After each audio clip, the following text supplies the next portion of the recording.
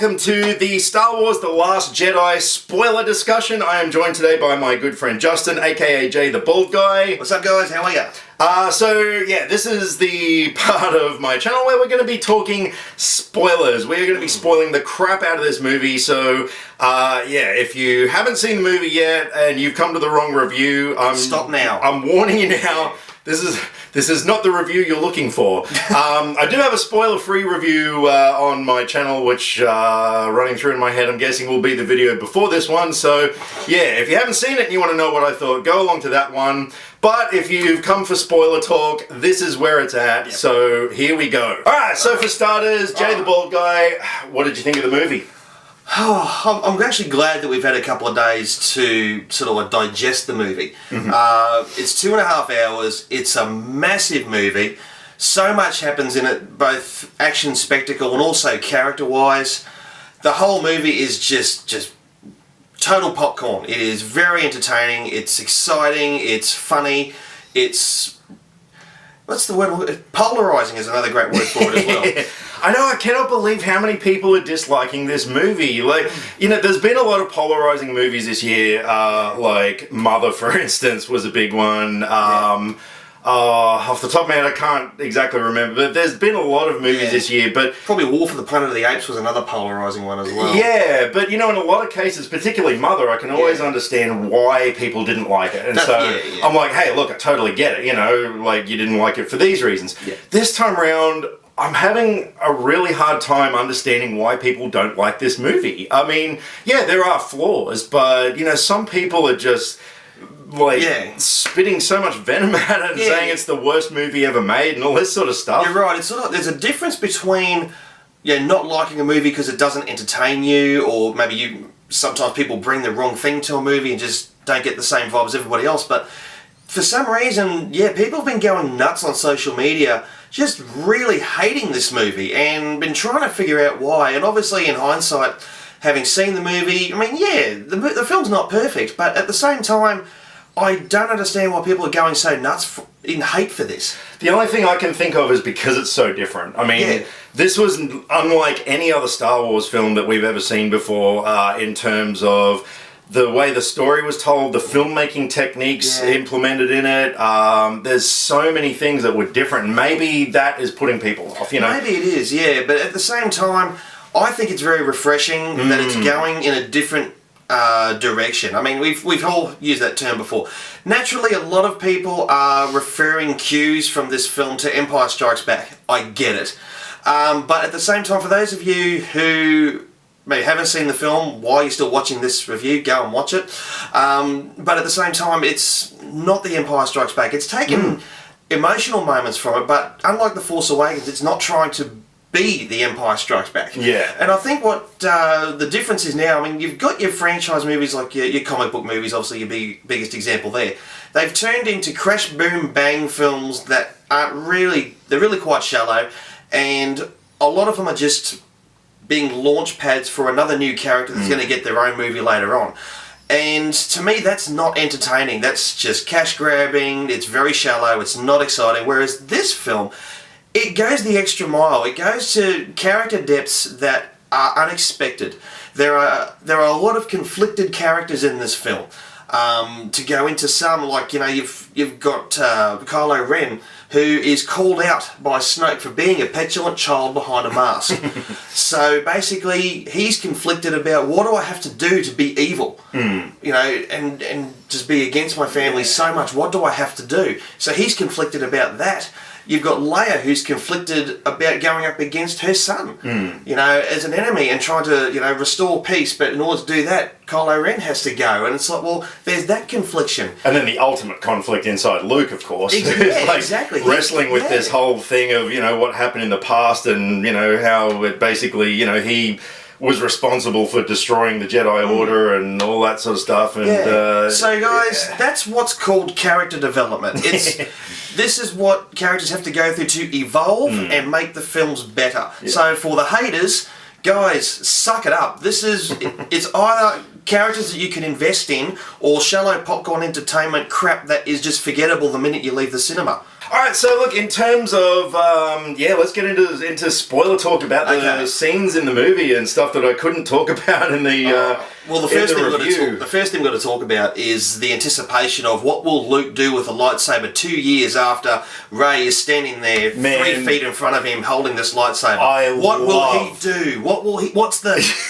is going to happen? After 2 years of reading stuff on Reddit and everywhere else on the internet about what's going to happen. I'm sitting next to my girlfriend in the cinema and I'm like, what's he going to do? What's going to happen? Yeah. Fucking I loved that moment. I loved it on 2 different levels. One, it was just such a big middle finger to all those people who have just anticipated some epic thing that was going to happen. And secondly, I thought it fit his character and what he's, here's Rey, Luke's trying to escape the past. That's right. And, he's standing there, here's this person he's never seen before holding this a symbol of his, entire life and his pain that he's been carrying. Exactly. Well. And I just thought that moment was perfect. Absolutely, I loved it. And that's the thing, a lot of the humor in the film, which again was something I couldn't really talk about in the review too much, but like the opening scene, with Poe communicating with Hux, I loved that bit. I really did. It was it was something we've never seen in a Star Wars film. It was something that I think was written for a modern movie audience. It did sort of have like a buffering internet kind of a symbolism to it, but it was character, and it suited his character because you look at his scene in The Force Awakens, where Kylo Ren is confronting him for the first time, and his dialogue with Kylo. Then I thought, it suited his character so much. It was a great reintroduction to that character, and it wasn't forced. And I think that's one of the things. Pardon the pun. None of the humor in the film is forced. Exactly, it's not a joke that's shoved down your throat and that you must laugh at this. All of the humour in the film, be it Poe taunting Hux or Luke throwing the lightsaber, all of this stuff is character driven moments. And I mean, not everybody might have found it funny. But at the same time, it's what his character would have done. And that's what I think is really great. It always keeps the character's motivations front and centre. Yeah. Well, that's one thing that I did say in my review was that I felt everything in this movie, nearly everything in this movie, served a purpose to the story. Like, it was a really well-written script. Yeah. Like, for instance, Snoke's death. Yes. Which I can talk about now. Oh my god. Snoke dies, Luke dies. Spoiler. This feels so much better. That moment I thought was brilliant. And, I want to address one thing. Like, there's a lot of people who are saying, particularly among the haters, who are saying, but oh my god, we don't learn anything about who Snoke is or, his past. Oh, this movie sucks, blah, blah, blah, blah, blah. Cast ye minds back to Return of the Jedi, where Emperor Palpatine is first introduced. At that point in time, back in '83, we knew nothing about his character. We knew as much about him as we did about Snoke, but we still loved his character, I don't think we needed to know anything about Snoke. Well, no, I mean, you know his position, and at the same time, okay, he's got all these, like, his face is all messed up and it's scarred and things like that. Everyone's like, how did that happen? That's just that's probably for expanded universe stuff. They'll probably come up with more comic books and things like no doubt. That's just how the character is. Yeah. And you don't need to know every single thing. Yeah. And there's just this fascination, I think, at the moment where everyone just has to know every inside out of the character. And it's not necessary. So I'm with you on that one. It's like, if it works for Return of the Jedi, it can work for, Last Jedi. Yeah. But, the way that he got taken out so suddenly, like, I love that no one saw that coming. But, again, it served a purpose to the story because that was Kylo's way of taking over from him. So I had zero issue with it. And there was, a lot of moments in the film that I thought served a purpose to the story that, people are complaining about. But back to the humour as well. Can we talk about Porgs, please? All right, let's get to the Porgs. I love Porgs. I was very sceptical of Porgs. I mean, when I first saw the first Porg in the trailer, where you've got Chewbacca, barking, and then camera pulls back to this squeaking looking at the time. It was like I described it as some, Pokemon ripoff.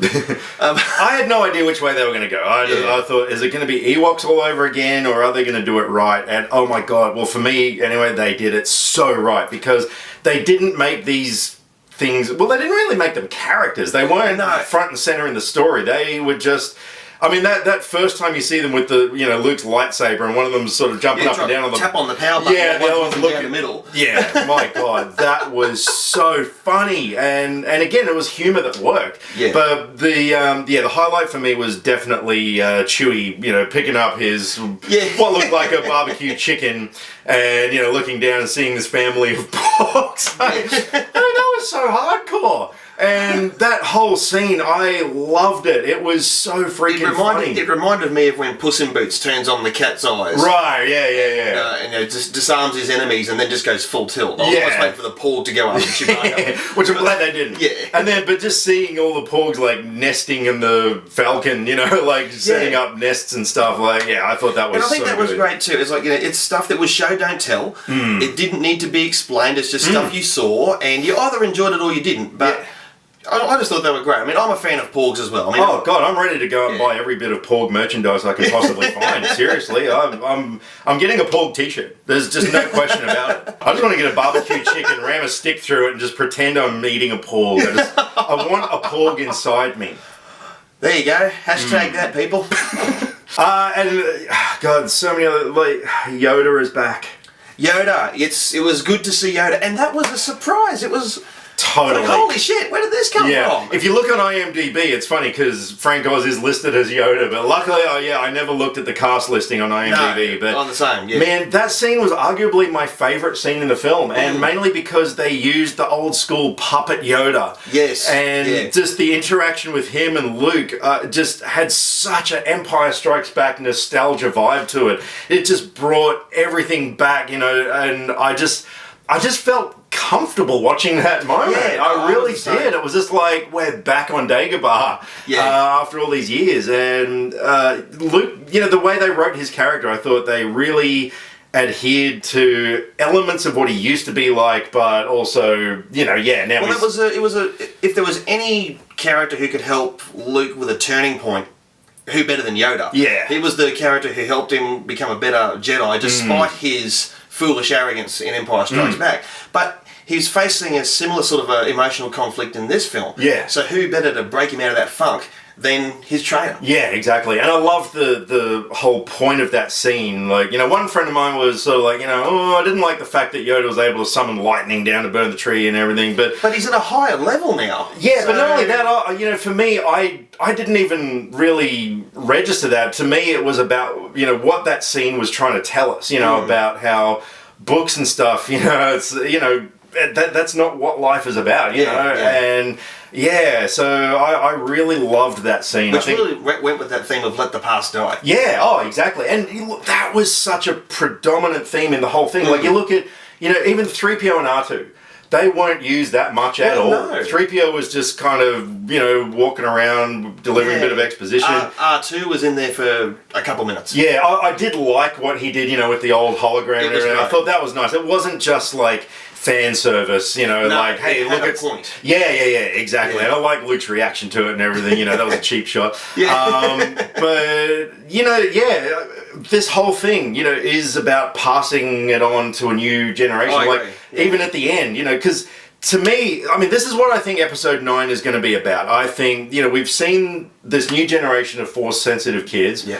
Everyone's gone. Han, Luke, Leia, everyone's gone. I think Luke will come back as a Force ghost. Yeah. But I think it's going to be about this new generation of potential Jedi, and I think Rey is going to feel like it's up to her to train them, but I don't think she's going to feel capable herself. I think she's going to have this inner conflict of, can I do this? This is such a burden because...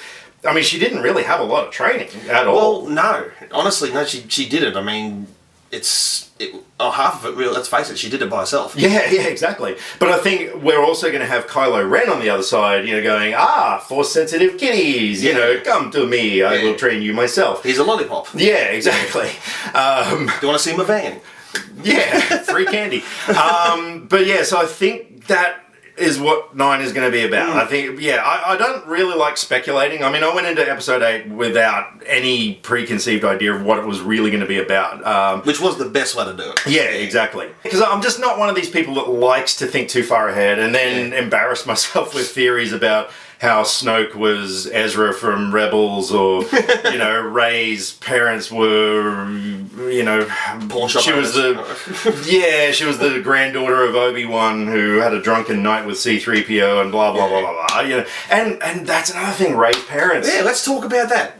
What are your thoughts? I still think there's more to learn. I don't believe what Kylo Ren had said was correct. Yeah.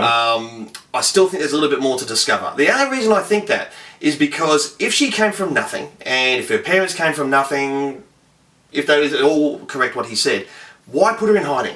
Why did she have to be placed in someone else's care in Jakku when no one's going to be looking for her because she's nothing? So that's my little thing about that. So I think he was trying to beat her down to the point where she's got no choice but to join him. Yeah, right. That was my sort of take on that. Yeah, I don't have a problem if her parents were nothing, because it again ties into the end of the film where we have these orphan kids, etc. So I don't have a problem with it. I do, I see where you're coming from, and I completely agree that could be the case. But should it be the other one, that's fine too. Yeah. I mean, and that's another thing the haters are saying is, 2 years of wondering who Rey's parents are, only for that. But it's the kind of thing, look, no matter what they said, people were going to be disappointed. If she had turned out to be Kylo Ren's sister, people were going to be disappointed. Actually, I for one would have been disappointed about that, because we've had enough family, siblings and mothers and fathers and stuff throughout this saga. If she had been the granddaughter of Obi-Wan or something like that, people would have been disappointed. Like, it's just the case, you just can't please everybody. Fortunately, I really think with this movie, though, the people who loved the movie seem to be outweighing the people who didn't. So that's a good thing. I mean, look at the scores on IMDb, Rotten Tomatoes, etc. Like, people are digging this movie. There's no question. Absolutely. But no matter what they did, people would be disappointed. But I've got no issue with her parents being. I think it's also important. Sorry, but I think it's also important that we don't know too much at this point, because let's not forget there's still at least one more movie to go. Yeah, and then there's potentially another trilogy beyond that. I'm not saying that we're not going to find out for another 4 movies, but at the same time, if we're given everything we need now, there's nothing to motivate us to go to the next film. So they've still got to keep their cards close and reveal the important stuff when it's time. Yeah, and not only that, like, if Rey did come from nothing and she was just a nobody, like, it kind of makes her character a little more relatable as well. Yes. I mean, someone like Luke Skywalker, who, was, not only super powerful, but came from a lineage of super powerfulness. Growing up as a kid, it's like, I can pretend I'm Luke Skywalker, but I don't feel like I'm Luke Skywalker, whereas I think, with Rey, I guess, it just makes her character more relatable. I think so too, yeah. Yeah. Because I think the good thing about the thing that they have in common, both Rey and Luke Skywalker, is they come from a large degree of poverty. They weren't in a high class part of the world, and similar to how, Luke and Leia were put into, or hiding, I suppose. So the Empire didn't find them. It's the same thing, I think, with Rey. I think that same pattern has happened again. So that's my thinking on it. But we don't have to know straight away. So haters, head out your asses. Fight scenes. Oh, let's talk fight scenes. Let's talk fight. Well, let's talk space battles as well. I love that scene with the bombers at the start. I love that the stakes were higher in this film. Yes, I love that you saw a lot of the resistance getting wiped out. Yeah. That scene at the start with the bombers slowly moving in, I liked that they were going so slowly. I thought, I don't know, it was different. It wasn't just shit's flying in super fast.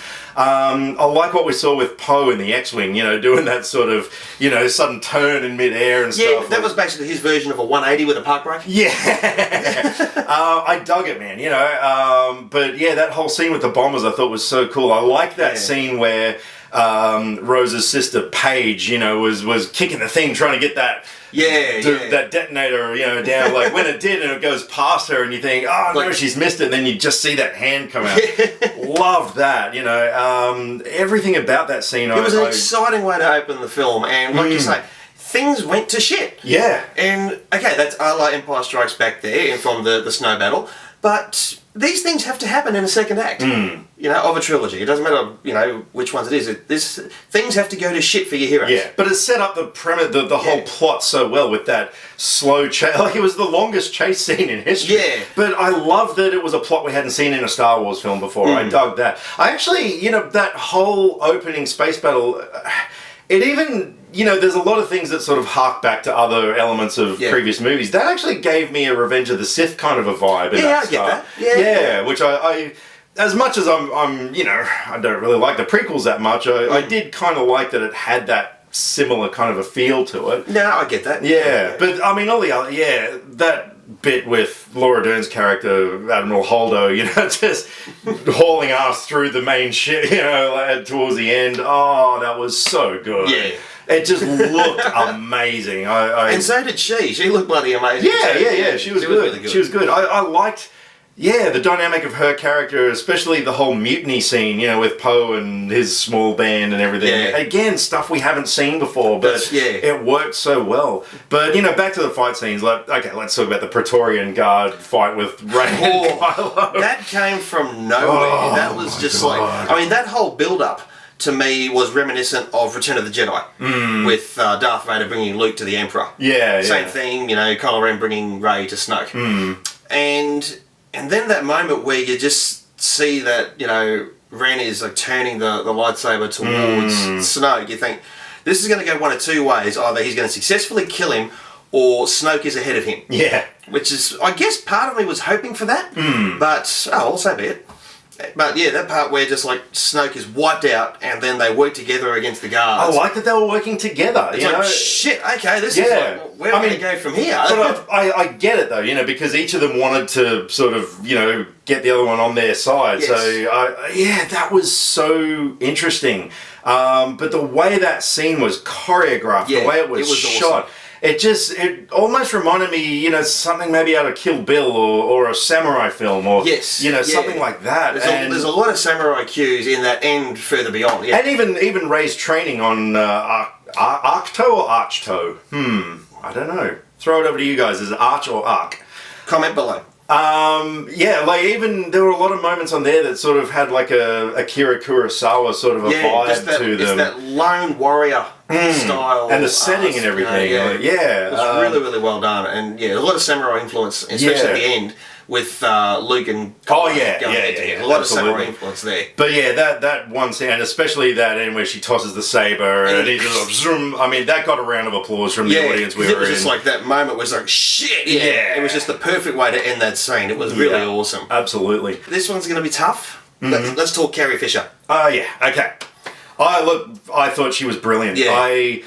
I don't know. Force Awakens, I like that her character was in it, but I'm not going to say I felt like she phoned in her performance as such, but I don't know. I just wasn't really gripped by her performance in Force Awakens. Yeah. This time around, she delivered. Absolutely. Man. I think it was a game changer for all the cast involved, and this is something we were going to mention when we were talking about Mark Hamill. It's the difference between a character that you're contractually obliged to play and a role that you're born to play. And that, in all of those cases, these guys cemented the reason that they're born to play these characters. Totally. I was really... What's the word?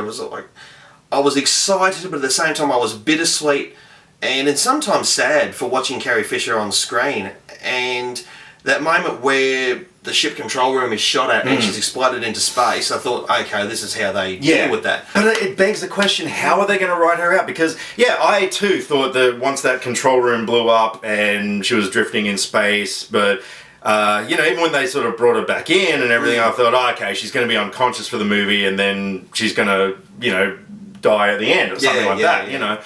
But then, when she came back, and then, of course, I was thinking of the trailer, there were scenes of her on crate and stuff, and I was like, wow, okay, so that wasn't written specifically, for her death or whatever. But then, by the end, I'm thinking, okay, so they're going to write her out somehow. And then there was that moment where Rey is bringing everybody on board the Falcon, and Leia's standing there looking at her. I thought, okay, this is how she goes. She's going to go and try and confront Kylo or something. But then, next thing, she's on board the Falcon. And the last time you see her is conversing with Rey on the Falcon. That's right, about, where do we go from here? Hope and all this sort of stuff. And it's like, wow, okay, they didn't really sort of leave room to write her out or something. So there's obviously a lot more planned for her come episode 9. Yeah. It's going to be interesting to see what they do. Either way, it's going to be, it's going to tug at the heartstrings pretty bad. Oh, absolutely. Because, they've said they're not going to use CG. They're not going to go that route. Which is so good. They need to stop using that as a reliance. I mean, talking Rogue One real quick, it was great to see it in small bits. I thought they did an okay job with Tarkin and things like that, but it was actually the last 10 seconds of Princess Leia that I had a problem with. Whereas, and it seems to be the go-to now. I mean, just look at Justice League. So, the CGI that was, used in Henry Cavill's mustache to remove all that stuff. So, that... They just need to stop thinking of CGI as a problem solver. Yeah. They just need to, try and... If a character's not there to do something, so be it. Don't try and bring them back with CGI. It's been done. It was okay then. Let's move on. Yeah. Now, look, there's two things I want to discuss that, since seeing the movie the other night, that have been going through my tiny little brain.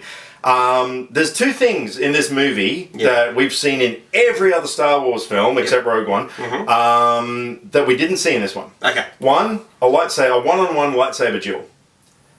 Now, it can be argued Luke and Kylo, but the blades never clashed. No, that's right. Because Luke wasn't really there. Spoiler.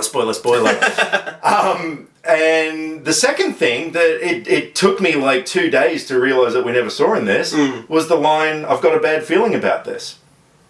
That's true. Yes, that's exactly right. Yeah. And I have not seen anyone mention that anywhere online, so hopefully this is a scoop, because it didn't even register to me till after the film. Even Force Awakens, I went in, who's going to say it? And then when Han delivered the line, it's like, haha. Even Rogue One, K2SO started saying it and was cut off, and I thought, okay, that was a cool little joke. Yeah.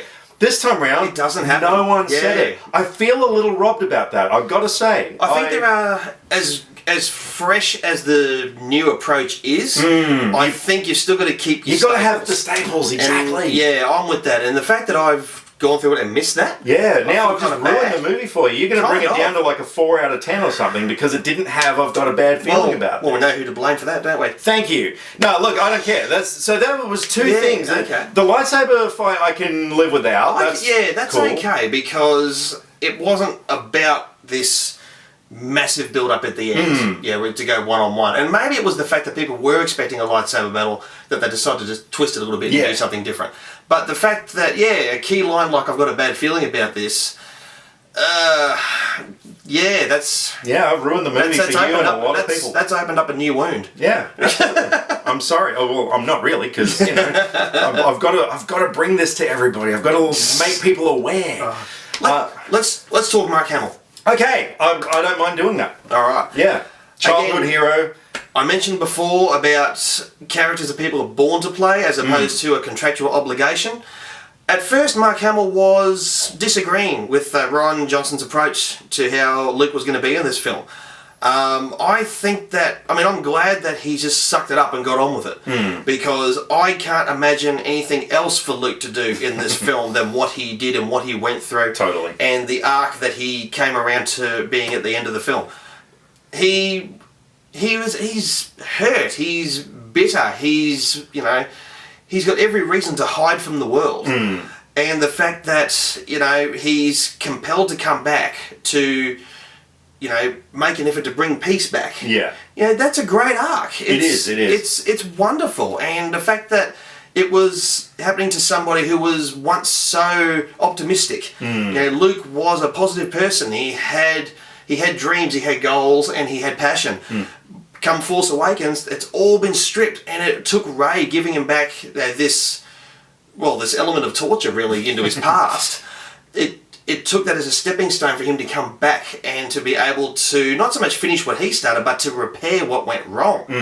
that was his arc, and I thought that's the way he did that. That's the best performance I've seen of him in years. Oh God, absolutely. Well, it's probably the only performance we've seen in years. Even if it is just in comparison to voice. Yeah.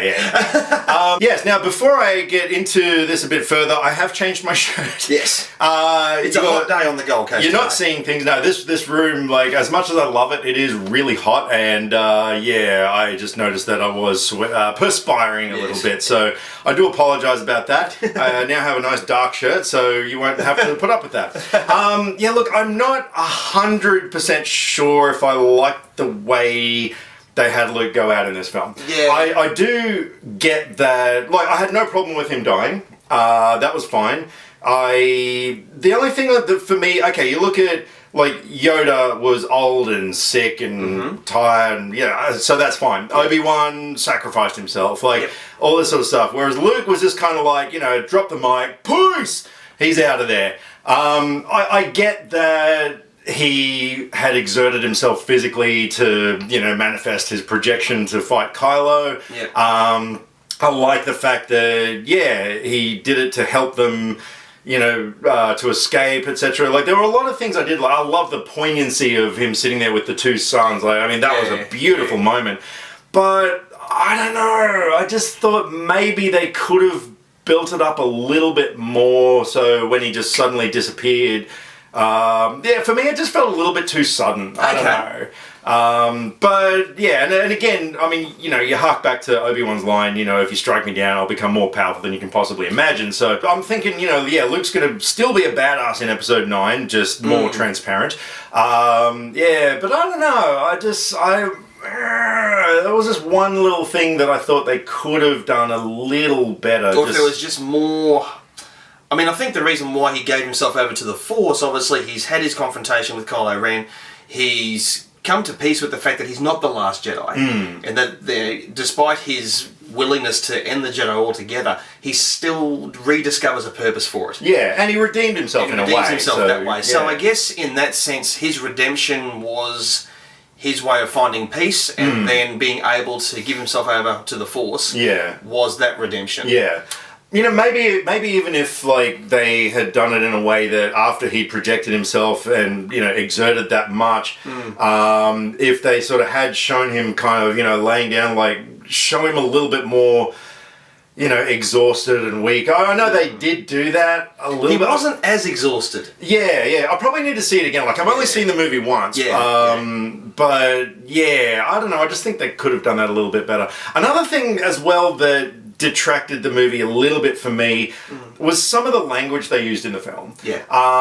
Like, for instance, the bit where I believe it was Poe, when they were on Crate inside that hideout, where he referred to the door as a big ass door.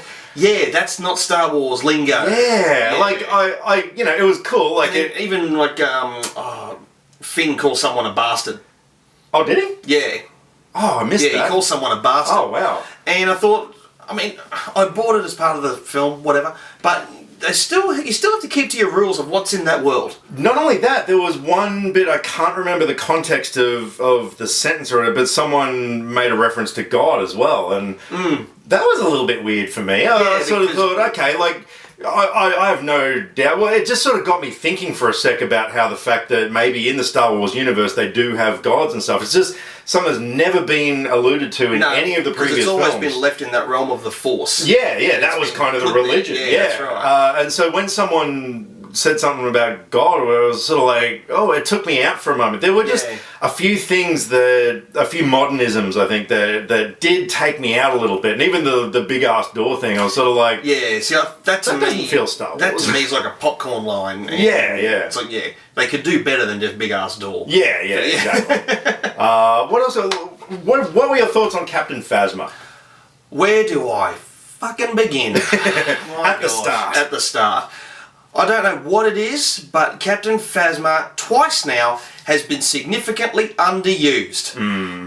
Phasma is such it's just a cool character. Oh yeah. And there is so much there in terms of potential, and we really don't know what Phasma is capable of doing besides walking in front of other troopers. And she does that really well. Yeah, it does. But, okay, so Phasma can walk. We get it.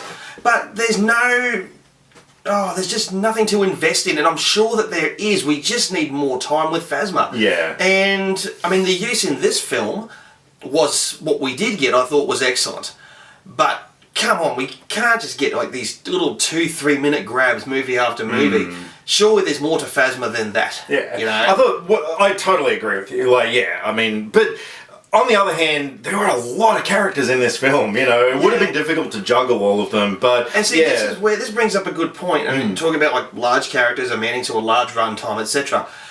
There's this subplot between Finn and another new character named Rose, and this to me is the ultimate like sticking point for me. That was the main thing in my review that I said let it down for me, was that whole plot with the space horses. They go off on this mission to find this code breaker and get brought up into this mission of freeing the abused horses, which I think is a great subplot, don't get me wrong, but it didn't need to be as long, for one, and in the grand scheme of things, it really wasn't that necessary, except for the fact that we're introducing the kids for the end of the film. Yeah.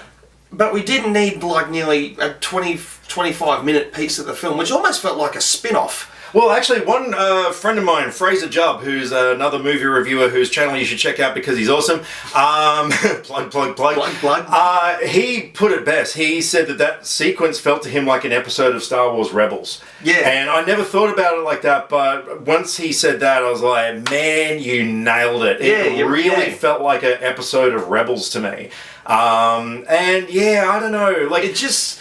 I understand the meaning of the scene and the meaning of the sequence and what it's designed to do for the story, but I felt it didn't need the time and it didn't need to be quite as in-depth. And if you're going to submit the argument that it was there for the purpose of, you know, a message about cruelty to animals, let me remind you that Chewie had a barbecued porg and he was eating it in front of their family. So, you know, just no, okay? But yeah, look, now that whole thing, and Canto Bight, the location that it was set at, it's something I think I might need to see the movie again because I might appreciate it better the second time around. Just the first time around, I don't know, it didn't have...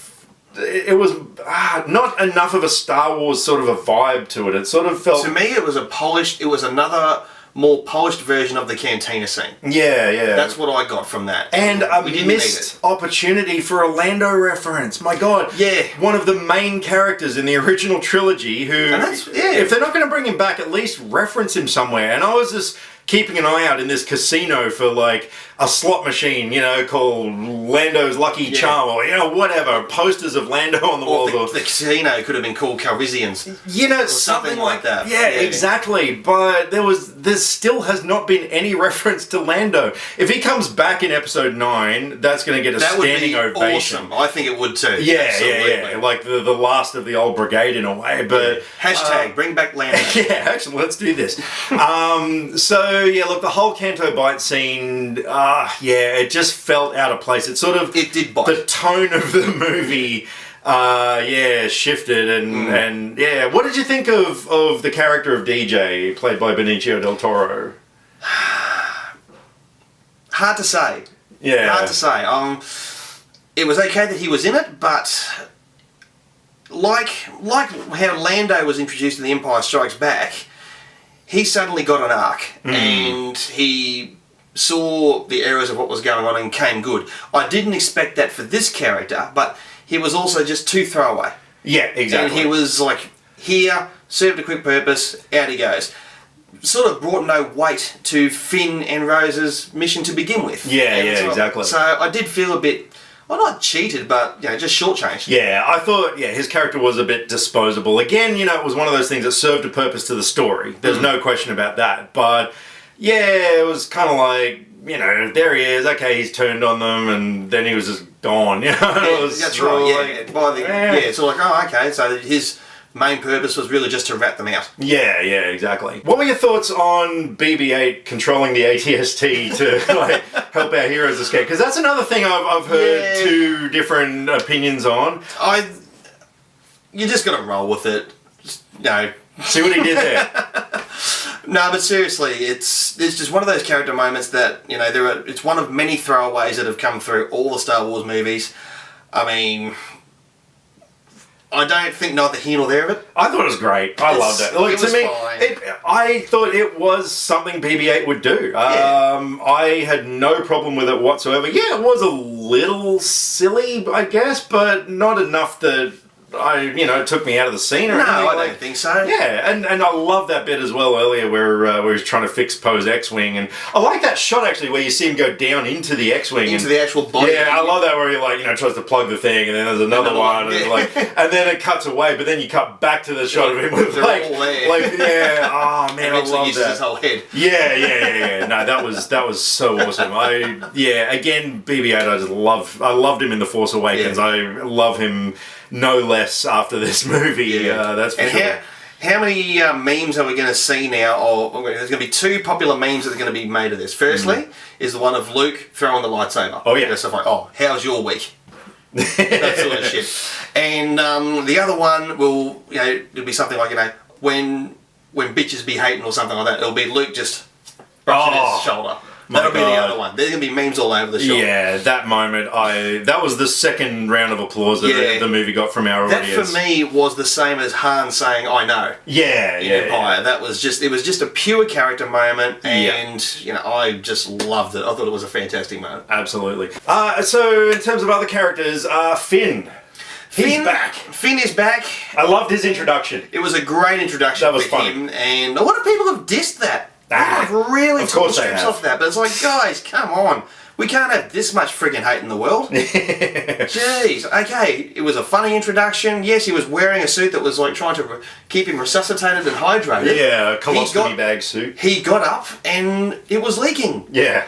It's funny. Yeah, it was. Look, I liked what they did with his character. That end bit though, like where he's heading towards the thing and he's about to sacrifice himself, I was on board with that. So was I. I was like, oh wow, Finn's going out, and I thought, okay, what a noble way to go.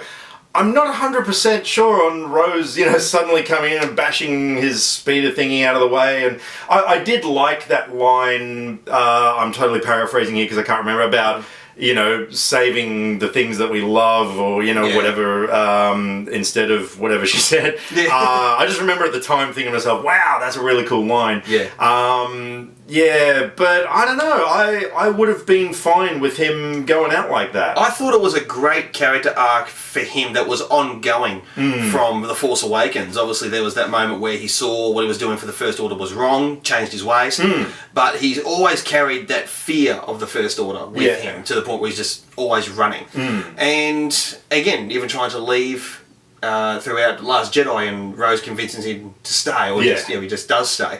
And then that moment, where he turns around and just stands up to the First Order. Had he died, that I would have had no issue with that. Not because I don't like Finn, I think he's awesome. Yeah. But it was Finn finally standing up and making his making his stand against the First Order in the ultimate way possible, and it's sending a really, really clear message. But the fact that Rose stopped him, I don't think Rose had enough invested in the story or enough of a character build-up for her to sort of, make that change or get him out of the way. Yeah. But, the audience bought it. I bought it. But I guess in hindsight, I would have been interested to see what happened had he gone through and actually, sacrificed himself. I think that would have been a unique twist for the movie again, because there certainly were plenty. Oh, yeah. What's another one? And... I would have been really happy. I'm happy either way. Yeah. But the emotional core of taking something away from the film that really would have helped that. I guess what brings me to this point is, that emotional hit home that was in Empire. Obviously, when we find out that Darth Vader is Luke's father, that is the spoiler. Ha! You haven't seen it? Yes. Shut up. I guess by comparison to Empire, where you were taking something away with you from the film, like that huge emotional sucker punch, there wasn't one here. And I think had Finn sacrificed himself, that would have been the sucker punch. Absolutely. I felt a bit of disappointment when Rose suddenly was like, woohoo, and crash, and it's like, oh, come on. Like, this was going to be a great moment in film, and you've just ruined it by crashing into his plane. Just thinking it might have just been a coincidence, because those crafts were hard to operate. Yeah. She probably was just flying around in circles and just coincidentally hit him. Yeah, quite possibly. But anyway. It's like, you had one job. Get out of the way. Yeah. No, I know what you mean. But look, is that everything? Is that all the spoiler stuff that we needed to talk about? Probably only the vital stuff. Yeah. I can't think of anything else that's really necessary to cover. No, I think we've done a pretty good job covering everything there. So I know a lot of people have been asking for this video because a lot of people want to be talking the spoilers, but obviously couldn't drop any comments in my previous review. So now's your chance. Let's talk spoilers. What did you guys think of all the things that we've been discussing?